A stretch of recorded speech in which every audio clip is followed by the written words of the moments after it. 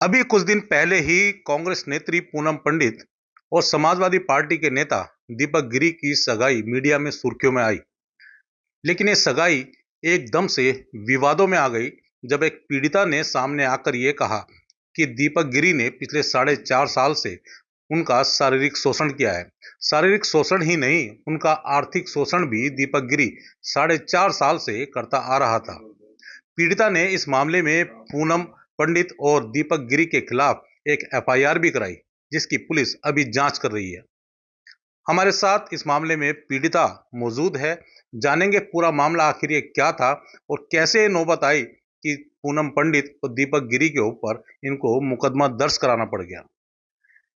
जी, मैं जानना चाहूंगा कि कैसे ये मामला शुरू हुआ और 4.5 साल से चल रहा था, तो आखिर अब जाकर के एफआईआर करने की नौबत क्यों आई? अब से 4.5 साल पहले करीब 2000 फरवरी 21 में इन्होंने मेरा पहली बार किसी तरीके से जो है लेकर के अपने घर में आए थे। वहां पे मेरे साथ दुष्कर्म किया इन्होंने।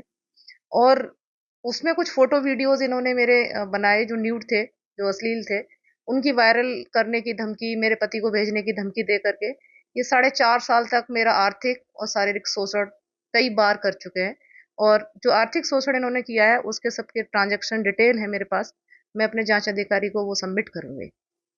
उसके बाद 14 तारीख को लास्ट इन्होंने मेरे को इसी घर पे बहाने से बुलाया। और बुला करके 14 तारीख को इन्होंने फिर वही मेरे साथ जो अब से 4.5 साल पहले किया वही फिर किया। तो उसके बाद फिर मैंने 16 तारीख को इनसे इस मामले में बात करने के लिए ही मैं इनके घर गई कि मैंने कहा हद हो गई, अब मैं इसको बर्दाश्त नहीं करूंगी शोषण को। लेकिन जब मैं पहुंची तो दीपक ने मेरे से मिलने से मना कर दिया। बार बार मैं फोन करती रही, बहुत मुश्किल से जब ये 2 बजे के करीब आए तो आते ही इन्होंने गाली गलौज शुरू कर दी। इनके भाइयों ने गाली गलौज शुरू कर दी और मुझे गाड़ी से खींचते हुए ले गए। तीनों लोग जाति सूचक शब्द भी बोले। इनके फादर ने कहा, चमट्टी तुझे मैं नौकरी करना सिखा दूंगा, तेरी नौकरी खा जाऊंगा। और ये अश्लील तरीके से मेरे को घर में लेकर के गए, जो सोशल मीडिया पे वीडियो है। उसके बाद 2 घंटे तक बंधक बनाए रखना, मेरा फोन छीन लेना। मेरे साथ ये सारी घटना करने के बाद 5 बजे दीपक मुझे लेकर मेरठ आता है। मेरठ आके फिर एक मेरे साथ समझौता नामा बनाता है।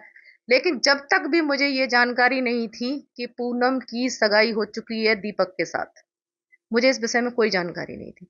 रात को, उसी रात 8 बजे 16 तारीख में मेरे पास फोन आता है पूनम का।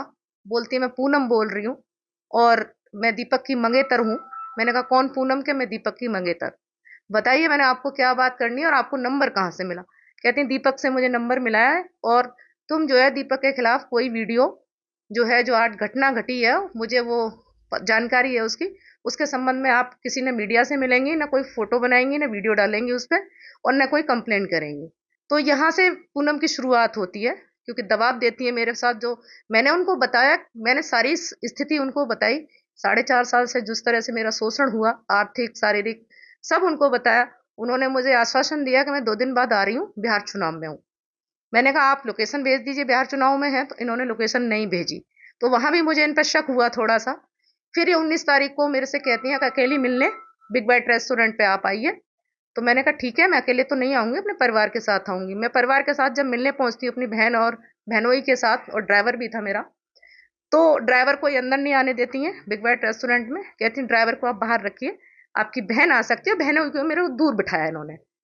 उसके बाद ये बात करती हैं। मैंने फिर इनको सारी चीजें, दीपक के जो एविडेंस थे दीपक के मेरे पास, जो अश्लील 1-2 वीडियो भी थी, चैट्स भी थी, वो मैंने इनको दिखाई। और जो इन्होंने मेरे से जो फाइनेंशियली जो मेरा नुकसान, मतलब जो शोषण किया, वो उसके भी मैंने 1-2 एविडेंस उनको दिखाए। तो उन्होंने माना इस बात को कि हाँ, गलत है। लेकिन उसी समय इन्होंने अपने जो दीपक के फादर हैं उनको फोन किया। उन्होंने बोला कि दीपक के जो आपका लड़का जब इतना गलत था, लुगाईबाज था, तो आपने मेरी सगाई क्यों की? मेरी सगाई में 15 लाख रुपए खर्च हुए, मुझे वो पैसे चाहिए। उसके बाद फिर ये एक तरफ उनसे पैसे मांगती हैं, दूसरी तरफ ही मेरे से कहते हैं, आप दीपक के फेवर में एक वीडियो बनाइए। शायद या तो दिखावा कर रही थी उस चीज का मेरे सामने कि भाई ये मेरे साथ हैं। फिर दूसरे ही पल में से वीडियो बनाने कहती, मैंने मना कर दिया। फिर ये दीपक को बुलाती हैं। दीपक बिग बाइट रेस्टोरेंट में नहीं आते हैं। फिर जो बिग बाइट के सामने एक दूसरा रेस्टोरेंट है, उसके बाहर एक गाड़ी में मिलते हैं हमें, यूपी 15 रेस्टोरेंट के बाहर। ये गाड़ी में मुझे बिठाते हैं, दोनों मेरी बहन बहनोई को सबको बाहर कर देते हैं। दीपक मेरे से कहता है कि वीडियो बनाओ और जो अरविंद गिरी हैं प्रदेश अध्यक्ष युवजन सभा के समाजवादी पार्टी के, उन पे आरोप लगाइए कि ये सब उनकी वजह से, उनके कहने पे मैंने करा है। क्योंकि 16 तारीख को जब ये घटना हुई तो 17 तारीख को प्रदेश अध्यक्ष ने इनको पार्टी से पद मुक्त किया था। तो ये सारा आरोप उनके ऊपर डलवाना चाहते थे, जिसके लिए मैंने मना कर दिया। मैंने पूनम को बोला कि भाई जो मेरे साथ दीपक ने गलत किया है, मैं उस गलत के लिए ही बोलूंगी और उसकी मैं कंप्लेंट भी कराऊंगी। ये लगातार दबाव देती रही, बोले कि अगर तुम ऐसा नहीं करोगी तो हम क्या करेंगे, तुम जान भी नहीं सकती हो। उसके बाद ये गाड़ी लेके भागने लगे और मेरी बहन ने और ड्राइवर ने बड़ी मुश्किल से गाड़ी से खींचा। उसके बाद में भी ये मुझे ब्लैकमेल करते रहे कि वीडियो बनाओ, तुम्हारी जांच कराएंगे, तुम्हारी नौकरी की जांच कराएंगे, तुम्हारी डिग्रियों की जांच कराएंगे, मैं जो कराना आप कराइए, मैं शिकायत अब दर्ज कराऊंगी। क्योंकि मेरी सहन करने की क्षमता अब खत्म हो चुकी है। मैं एक सामाजिक बदनामी की वजह से चुप रही 4.5 साल तक, जो शोषण बर्दाश्त करती रही। उसके बाद फिर मैंने 25 तारीख को इन लोगों के खिलाफ जो धाराएं बनती हैं उनमें मैंने एफआईआर दर्ज करा चुकी हूँ। फिलहाल आपने मुकदमा भी दर्ज करा दिया है, जांच भी चल रही है। अब आप क्या चाहते हैं? क्या इसमें आपकी गुहार है कि आपको क्या चाहिए इसमें? दोनों आप जानते हैं जैसे कि दोनों एक जो पार्टी राजनीतिक पार्टियों से जुड़े हुए हैं, दोनों लोग, एक कांग्रेस पार्टी से, एक समाजवादी पार्टी से।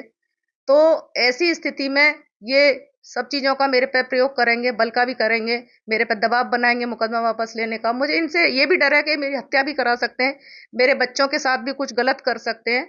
तो मेरा यही है माननीय मुख्यमंत्री जी से, मुख्यमंत्री जी सब महिलाओं को न्याय देते हैं, मुझे भी देंगे, ऐसी मेरा पूर्ण विश्वास है। और मैं ये चाहती हूँ कि इनकी तत्काल गिरफ्तारी हो, क्योंकि ये सबूतों के साथ भी छेड़छाड़ कर सकते हैं, मेरी हत्या भी करा सकते हैं। मुझे अपनी जान का भी इन लोगों से खतरा है। देखिए, कहना है पीड़िता का कि उनको जल्द से जल्द इसमें न्याय चाहिए और जल्द से जल्द उन दोनों की गिरफ्तारी भी हो, ताकि जांच को वे प्रभावित ना कर पाएं, क्योंकि दोनों पॉलिटिकल व्यक्ति हैं। तो इस नाते से पीड़िता की मांग है कि जल्द से जल्द, सीएम योगी से गुहार लगाई है इन्होंने कि जल्द से जल्द इनको न्याय मिले इसमें और आरोपियों की इसमें जल्द से जल्द गिरफ्तारी हो।